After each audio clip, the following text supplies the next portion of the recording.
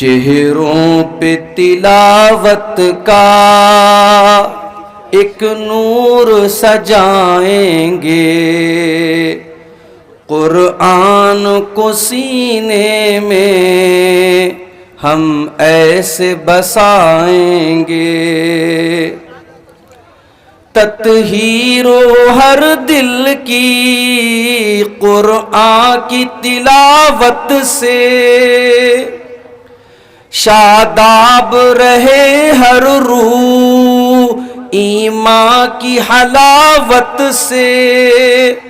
ہم رب کے حضور اپنے جب سر کو جھکائیں گے، چہروں پہ تلاوت کا ایک نور سجائیں گے۔ ہر محفل قرآن میں رحمت کے وہ سائے ہوں، اللہ کے فرشتوں نے یوں پر پھیلائے ہوں۔ جب ذکر و تلاوت کا، جب ذکر و تلاوت ہم ہونٹوں پہ سجائیں گے، چہروں پہ تلاوت کا ایک نور سجائیں گے۔ نوخیز ہیں ہم غنچے گلدان محمد کے، ہم وارث خوشبو ہیں فرمان محمد کے۔ ہر دشت کو سینے کو، ہر دشت کے سینے کو پھولوں سے سجائیں گے، چہروں پہ تلاوت کا ایک نور سجائیں گے، قرآن کو سینے میں ہم ایسے بسائیں گے۔ آقا نے کہا ہم کو برتر ہی وہ انسان ہے، توحید کے داعی ہیں جو رہبر ایمان ہے۔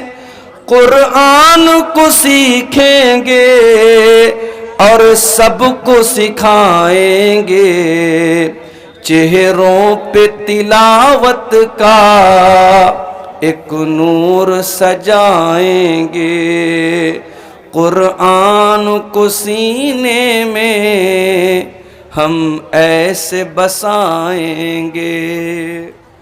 قرآن کے حافظ کا کیا مقام و مرتبہ ہے؟ اللہ کے نبی جلدی کسی پر بددعا نہیں کرتے تھے۔ سیرت کی کتابیں اٹھا کے دیکھو،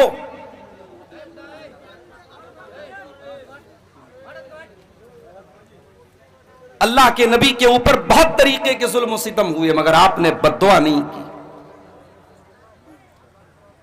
بہت ریئر کیس ایسا ملتا ہے، بہت شاذ و نادر ایسے واقعات ملتے ہیں جہاں اللہ کے رسول کی زبان سے بددعا کے الفاظ نکلے۔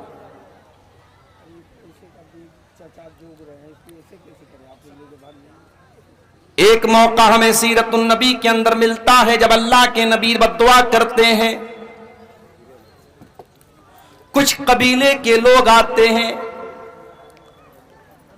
اور دھوکے سے فراڈ کر کے، دھوکہ کر کے، فریب کر کے وہ اللہ کے نبی کے 70 ایسے صحابہ جو قرآن کے حافظ تھے، قرآن کے قاری تھے، ان 70 صحابہ کو اپنے ساتھ لے کر کے جاتے ہیں اور راستے میں غداری کر کے، فراڈ کر کے ان 70 صحابہ کو شہید کر ڈالتے ہیں، قتل کر ڈالتے ہیں۔ اللہ کے پیارے نبی کو اتنی تکلیف ہوتی ہے، 1 مہینہ کنٹینیو آپ نماز میں قنوت نازلہ پڑھتے ہیں، ہر نماز کی آخری رکعت میں رکوع کے بعد کھڑے ہو کر کے آپ قنوت نازلہ پڑھتے ہیں، اور قنوت نازلہ میں آپ ان کافروں کا نام لے کر کے، ان کے قبیلوں کا نام لے کر کے بد دعا کرتے ہیں۔ او لوگوں، تمہاری نظر میں قرآن کے حافظ کی اہمیت ہو یا نہ ہو، میرے نبی کی نظر میں قرآن کے حافظ کی اور قرآن کے عالم کی اور قرآن کے قاری کی اہمیت دیکھو کہ قرآن کے قاریوں کے قتل پر اللہ کے نبی کو اتنا غصہ آیا، آپ 1 مہینے تک قنوت نازلہ میں ان کے قاتلوں پر بد دعا کرتے رہے۔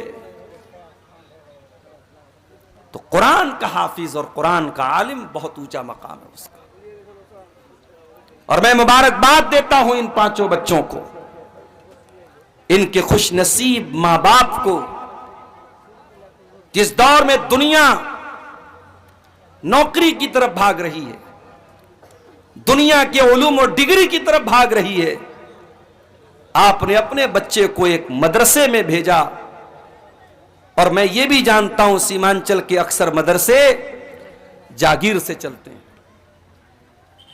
یہ بچے اپنے گھر کے عزت دار گھر کے بچے ہیں، لیکن جاگیر کی شکل میں یہ کسی کے دروازے پر جا کر کے ٹفن لے کر کے کھانا لاتے ہیں، اپنی عزت نفس کو بار بار کچلتے ہیں، صرف اس لیے کہ یہ قرآن پڑھنے آئے ہیں، ان کا مقصد قرآن سیکھنا ہے، قرآن یاد کرنا ہے۔ اور آج اللہ کے فضل و کرم سے ان کے ہاتھ پر مولانا توحید صاحب نے، میں نے اور دوسرے لوگوں نے دستار باندھی ہے، جو اس بات کی پہچان ہے کہ آج کے بعد سماج میں یہ حافظ جی کے نام سے یاد کیے جائیں گے، یہ حافظ قرآن کے نام سے یاد کیے جائیں گے۔ میں اپنے ان بچوں سے ایک بات کہنا چاہتا ہوں، اسی سماج میں ہم نے ایسے بھی بچوں کو دیکھا ہے جو قرآن کے حافظ تو بن گئے، لیکن کچھ دنوں کے بعد غلط سنگت میں پڑ گئے، غلط راستے پہ چلے گئے، قرآن جتنا یاد تھا وہ بھلا بھی دیا، اور ان کے کیریکٹر اور ان کے کردار سے کہیں سے بھی یہ پرتیت نہیں ہوتا، یہ نہیں جھلکتا، یہ نظر نہیں آتا کہ قرآن کے حافظ۔ اے مدرسہ دار القرآن سے حفظ کرنے والے میرے پیارے بچوں، تم سماج میں جب اپنے نام کے ساتھ حافظ کا ٹائٹل لے کر کے جا رہے ہو، اس ٹائٹل کی حفاظت کرنا۔ دنیا تمہاری حرکتوں کو دیکھنے کے بعد جسٹیفائی کرے گی، طے کرے گی کہ حافظ لوگ کیسے ہوتے ہیں۔ مارکیٹ سے تم گزرو گے، تمہارے سامنے بہت سارے غلط مناظر بھی آئیں گے، گندی چیزیں بھی تمہارے سامنے آفر کی جائیں گی، دیکھنے کو تمہیں اکسایا جائے گا، تمہیں آکرشت کیا جائے گا، لیکن تمہارے سینے میں اللہ کا قرآن ہے، اس قرآن کی قدر کرتے رہنا، اور ان نامناسب چیزوں سے، ان گندی چیزوں سے، ان ولگر چیزوں سے ہمیشہ اپنے آپ کو بچا کے رکھنا، اور اس قرآن کی حفاظت کرتے رہنا میرے بچوں۔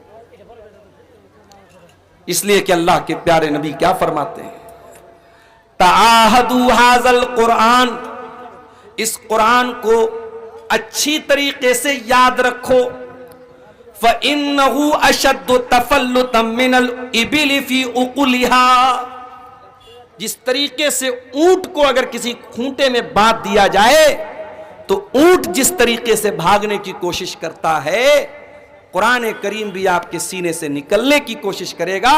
اس قرآن کو باندھ کے رکھنا، اس قرآن کو محفوظ کر کے رکھنا، قرآن کو اپنے دل سے، دماغ سے نکلنے مت دینا۔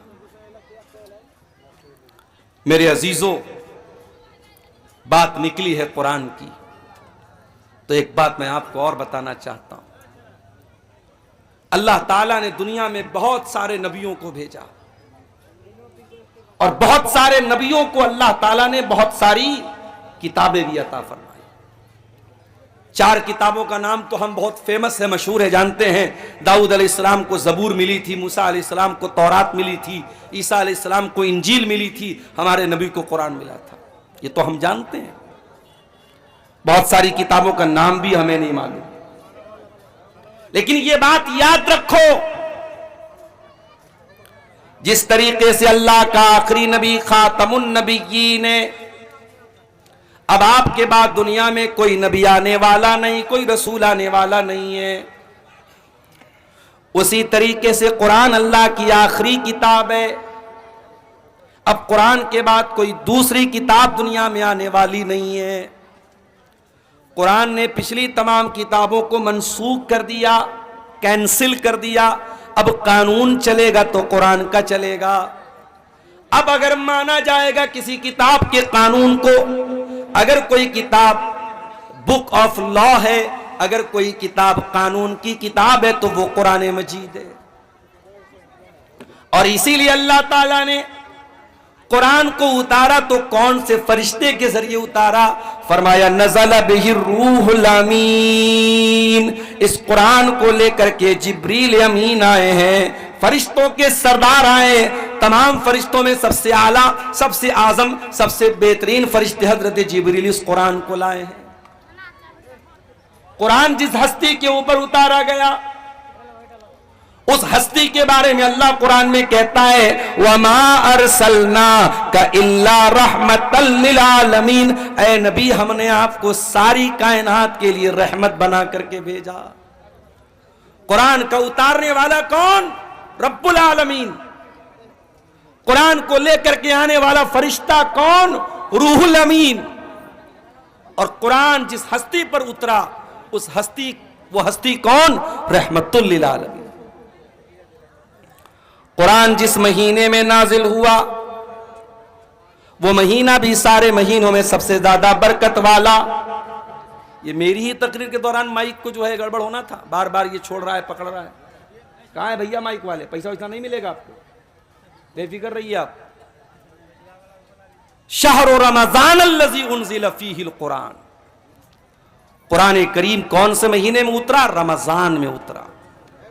سارے مہینوں میں سب سے زیادہ برکت والا مہینہ رمضان کا مہینہ. آج ایک صاحب مسئلہ پوچھنے لگے. 15-16 سال پہلے 15-16 سال پہلے کسی آدمی نے رمضان کے روزے کی حالت میں اپنی بیوی کے ساتھ صحبت کر لیا. غلطی کا احساس ہوا. اب وہ انسان کفارہ ادا کرنا چاہتا ہے. میرے پاس مسئلہ آیا, مولوی صاحب کفارہ کیا ہے؟ میں نے کہا 60 دن کنٹینیو روزہ رکھنا ہے, ایک دن کی بھی گیپنگ نہیں. ایک روزہ اگر آپ نے خراب کیا تو آپ کو 60 روزہ رکھنا ہے کنٹینیو. اور اگر 60 روزے کی طاقت نہیں ہے تو 60 مسکین کو کھانا کھلانا ہے. یہ رمضان کے روزے کی اہمیت. اور رمضان کے روزے میں اگر کوئی یہ غلط کام کر دیتا ہے تو اس کی اتنی بڑی سزا ہے. تو قرآن اترا ہے رمضان کے مہینے. پھر رمضان کے آخری عشرے کی کسی ایک رات میں قرآن اترا ہے. وہ رات بھی تمام راتوں میں سب سے افضل ہے. اِنَّا أَنزَلْنَاهُ فِي لَيْلَةِ الْقَدْرِ وَمَا أَدْرَاكَ مَا لَيْلَةُ الْقَدْرِ لَيْلَةُ الْقَدْرِ خَيْرٌ مِّنْ أَلْفِ الشَّهْرِ. اے نبی, اس قرآن کو ہم نے لیلۃ القدر میں اتارا ہے. اور آپ کو کیا معلوم کہ لیلۃ القدر کیا ہے؟ لیلۃ القدر 1000 مہینے سے افضل ہے. 1000 مہینہ کیلکولیٹر پہ کیلکولیٹ کرو, تقریباً 84 سال بنتے ہیں. ایک رات جس رات میں قرآن اترا ہے اس ایک رات کی فضیلت یہ ہے کہ وہ ایک رات اللہ تعالیٰ کے یہاں 84 سال سے بہتر ہے. یہ ہے قرآن کا مقام. ہم نے قرآن کو بڑی آسانی سے حاصل کر لیا ہے. اس قرآن کی قدر ہم کو نہیں معلوم میرے بھائی. یہ قرآن بہت بڑی دولت ہے اللہ تعالیٰ کی. یہ قرآن اللہ تعالیٰ کی بہت بڑی نعمت ہے میرے بھائیوں. یہ قرآن ہمیں اور آپ کو ملا ہے. اس قرآن کی قدر کرو, اس قرآن کی ویلو کو سمجھو, اس قرآن کی قیمت کو سمجھو. مان لیجئے ہائی اسکول اور انٹر کی پریچھا دینے والوں کو ہمارے یو پی میں یوگی جی ٹیبلٹ دے رہے ہیں. انٹر اور بی اے کرنے والوں کو یوگی جی ٹیبلٹ دے رہے ہیں. لیپ ٹاپ دیا جا رہا ہے. اس ٹیبلٹ کو, اس لیپ ٹاپ کو ایک اسٹیٹ کا مکھیہ منتری دے رہا ہے تو اس کی بڑی ویلو ہو جاتی ہے. اگر آپ کے موبائل پر میسج آ جائے، دیش کے پرائم منسٹر کا میسج آ جائے، اسٹیٹ کے چیف منسٹر کا میسج آ جائے اور اس میں آپ کا نام لکھا ہو اور آپ کو مخاطب کیا گیا ہو، آپ تو باغ باغ ہو جائیں گے، اتنی بڑی ہستی کا میرے پاس میسج آیا۔ او لوگو، یہ قرآن بھی تو اللہ کا میسج ہے، یہ قرآن اللہ تعالیٰ کا لاسٹ میسج ہے، یہ انتم سندیش ہے جو اللہ نے آپ کو دیا ہے۔ فرمایا شہر رمضان الذی انزل فیہ القرآن ھدی للناس وبینات من الہدی والفرقان۔ او لوگو، یہ قرآن رمضان کے مہینے میں اتارا گیا ہے اور یہ قرآن ساری مانوتا کے لیے گائیڈنس کا کام کرتا ہے، مارگ درشن کا کام کرتا ہے۔ صحیح کیا ہے، غلط کیا ہے، کھرا کیا ہے، کھوٹا کیا ہے، سچا کیا ہے، جھوٹا کیا ہے، شرک کیا ہے، توحید کیا ہے، یہ قرآن آپ کو بتائے گا۔ وَبَيِّنَاتٍ مِّنَ الْهُدَى وَالْفُرْقَانِ، یہ حق اور باطل کو کھول کھول کے بیان کرنے والی کتاب ہے۔ لاؤ دنیا کی کوئی اور کتاب، لاؤ دنیا کی کوئی اور کتاب۔ ڈاکٹر ذاکر نائک پڑوسی ملک کے دورے پر ہیں، ایک کرسچن نے سوال کیا، ڈاکٹر صاحب آپ نے بائبل کی فلاں آیت پڑھی ہے، آپ نے غلط طریقے سے کوٹ کیا ہے۔ ڈاکٹر صاحب نے کہا، ڈاکٹر ذاکر نائک نے کہا کہ اگر میں نے غلط کوٹ کیا ہے آپ پروف لا کے دے دو، میں مان لوں گا۔ اپنی دوسری تقریر میں ڈاکٹر ذاکر نائک بولتے ہیں کہ بائبل کے انڈیا کے اندر کئی ہزار نسخے اور ان ہزاروں نسخوں میں بہت ڈیفرنس ہے، بہت فرق ہے، بہت فرق ہے، بہت انتر ہے، بائبل کے الگ الگ ایڈیشن میں بہت انتر ہے۔ دوسری طرف آ جاؤ قرآن کے اندر، عثمان غنی رضی اللہ تعالیٰ نے قرآن پڑھتے ہوئے شہید کیے گئے، اور جب وہ قرآن پڑھ رہے تھے اس قرآن کی کاپی کے اوپر، اس قرآن کے نسخے کے اوپر حضرت عثمان غنی کے خون کے چھینٹے بھی پڑے تھے۔ اور معلوم ہے وہ کون سی آیت پڑھ رہے تھے؟ اے بھائی کیا ہو رہا ہے؟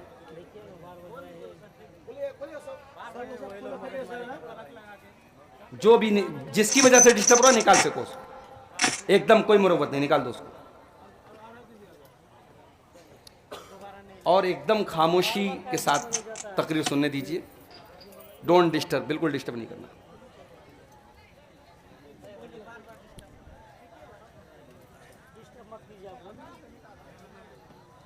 تو قرآن کریم، عثمان غنی رضی اللہ تعالیٰ عنہ قرآن کی تلاوت کر رہے ہیں، اور قرآن کے جس نسخے پر حضرت عثمان غنی کے خون کے چھینٹے پڑے تھے وہ آج بھی تاشقند کے میوزیم میں وہ قرآن موجود ہے، اور آپ کو جان کر کے آشچर्य ہوگا، حیرت ہوگی کہ اس قرآن میں اور آج ہمارے پاس جو قرآن موجود ہے there is no difference، کوئی انتر نہیں ہے، کوئی فرق نہیں ہے، یہ قرآن کا اعجاز ہے۔ اتنا ہی نہیں، عثمان غنی جب قرآن کی تلاوت کر رہے تھے کون سی آیت پڑھ رہے تھے؟ سورہ بقرہ کی آیت پڑھ رہے تھے، فَسَيَكْفِيكَهُمُ اللَّهُ وَهُوَ السَّمِيعُ الْعَلِيمُ، اللہ تعالیٰ ان کے لیے کافی ہو جائے گا، اللہ ان سے انتقام لے لے گا، ان سے بدلہ لے لے گا، اللہ سب کچھ سننے والا، سب کچھ جاننے والا ہے۔ عثمان غنی قرآن کی تلاوت کر رہے ہیں اور قرآن کی یہی آیت وہ پڑھ رہے ہیں، اسی حالت میں ان کو ذبح کر دیا گیا، شہید کر دیا گیا۔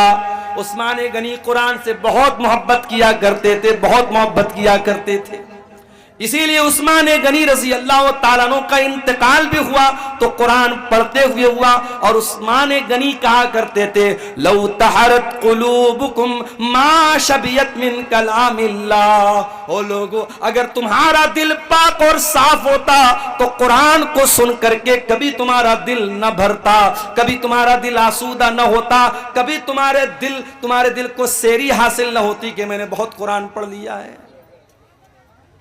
میرے نوجوان ساتھیوں، ذرا اپنے اپنے گریبان میں جھانک کے بتاؤ آخری بار تم نے قرآن کب پڑھا ہے؟ ہر شخص اپنے اوپر غور کرے، اس نے آخری بار بیٹھ کر کے آدھا گھنٹہ قرآن کب پڑھا تھا ذرا بتا دینا مجھے.